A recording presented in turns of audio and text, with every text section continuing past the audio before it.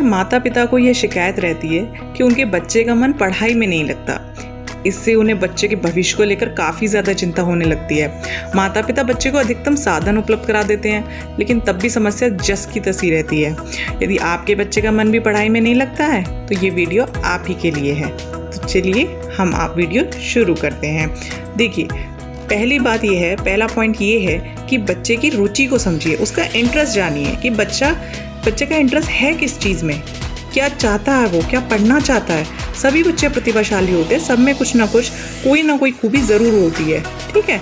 लेकिन बच्चों का मनोविज्ञान, उसकी साइकोलॉजी समझने के लिए सबसे पहले जानना ज़रूरी है कि उनका इंटरेस्ट क्या है, उनका शौक क्या है। उनकी समस्याओं को जानने की कोशिश कीजिए, वो क्या बनना चाहता है और वो कौन सा खेल खेलता है, उनकी बातचीत करने का किस तरह से तरीका है, उनका व्यवहार क्या है। इन सारी बातों पे आप लोग ध्यान देंगे। अगर यदि माता पिता इन दोनों चीज़ों पर ध्यान रखेंगे तो वो अपने बच्चे को बहुत अच्छी तरह समझ पाएंगे और उनको मोटिवेट भी कर पाएंगे, ठीक है। इस तरह से वो बच्चों को देख सकेंगे, समझ सकेंगे, तो वो अच्छे से मोटिवेट कर पाएंगे और बच्चा परेशान भी नहीं होगा। और दूसरा पॉइंट ये है सीखने की शक्ति और तरीका। बच्चे 3 प्रकार से खेलते हैं, पहला सुनकर, दूसरा देखकर और तीसरा कुछ करके, यानी प्रैक्टिकल एक्सरसाइज करके या कुछ भी, या कोई भी काम करके। तो तीनों तरह से बच्चे सीखते हैं, लेकिन इनमें से कोई एक तरीका उनका खुद का व्यवहार होता है, यानी कि बिहेवियर होता है, ठीक है, जिससे उनको अच्छे से तरीके से सीखने में मदद मिलती है। ये देखिए कि आपके बच्चा इन तीनों में से कौन से पॉइंट से सीखता है जल्दी से, ठीक है। तो वो जानना आपके लिए बहुत ज़रूरी है और ये उसको आगे की पढ़ाई में बहुत ज़्यादा हेल्प करेगा, कुछ भी चीज़ें सीखने के लिए हेल्प करेगा। तीसरा पॉइंट आता है, देखिए, पढ़ाई और खेल के समय का निर्धारण करना। ये डिसाइड आपको करना है कि बच्चा कब खेलेगा और कब पढ़ाई करेगा। ये ज़रूरी है, ये टाइम टेबल बहुत ज़रूरी है। आप जो है बच्चे को हर समय पढ़ाई करने के लिए मजबूर ना करें। उसकी पढ़ाई, खेल, टीवी देखने का जो टाइम है वो एकदम फिक्स करें, ठीक है। उन्हें मैनर्स, यानी कि जीवन में वह अनुशासित जीवन सीखे तो खेल के साथ साथ पढ़ाई में भी रुचि लेने लगेगा, ठीक है। तो इस तरह से खेल में भी बच्चों को सिखाया जा सकता है काफ़ी चीज़ों को। तो टाइम टेबल मैनेज करना बहुत ज़रूरी है, पर कोई प्रेशर ना डालें बच्चे पर, ज़बरदस्ती प्रेशराइज ना करें बच्चे को।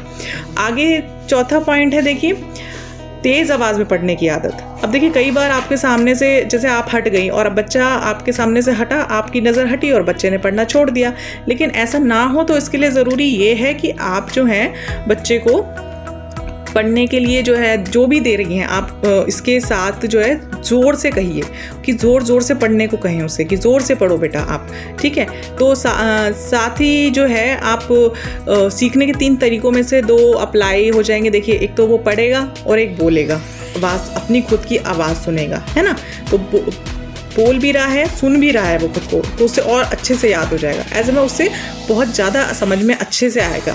साथ ही जो अगर वो गलत उच्चारण कर रहा है, गलत साउंड कर रहा है या कुछ गलत पढ़ रहा है, तो आप उसे तभी टोक कर बता सकते हैं कि नहीं बेटा, ये ऐसे नहीं, आप ऐसे पढ़िए, ये कहा जाता है, ठीक है। इस तरह से सिखाएंगे तो बच्चा जल्दी सीख जाएगा। आगे 5वां पॉइंट देखते हैं, नई चीज़ें सीखने के लिए उसे प्रोत्साहित कीजिए। बच्चे को हमेशा कुछ ना कुछ नए सीखने के लिए प्रोत्साहित करते रहना चाहिए। बच्चा हर पल कुछ ना कुछ नया सीखता है, ठीक है। लेकिन वो कुछ भी हो सकता है। वो आपका बच्चा देखिए किस में इंटरेस्ट लेता है, वो पेंटिंग हो सकती है, मूर्ति कला हो सकती है, कोई भी अन्य चीज़ हो सकती है। तो मैंने 2 एग्जाम्पल दिए, तो आप उन्हें आगे के लिए प्रोत्साहित ज़रूर करें। और कुछ ना कुछ पढ़ने के लिए भी या फिर ग्रुप स्टडी के लिए भी आप बच्चे को प्रेरित कर सकते हैं। अब लास्ट पॉइंट देखते हैं कि बच्चे की रुचि यानी इंटरेस्ट के हिसाब से उनके विषयों पर फोकस कराएं। देखिए, अब मैं एक जनरल बात बताती हूँ आपको। अक्सर माता पिता और शिक्षक उन विषयों पर बच्चे का अधिक समय खर्च कराते हैं जिनमें वह कमज़ोर होता है या उनकी रुचि कम होती है।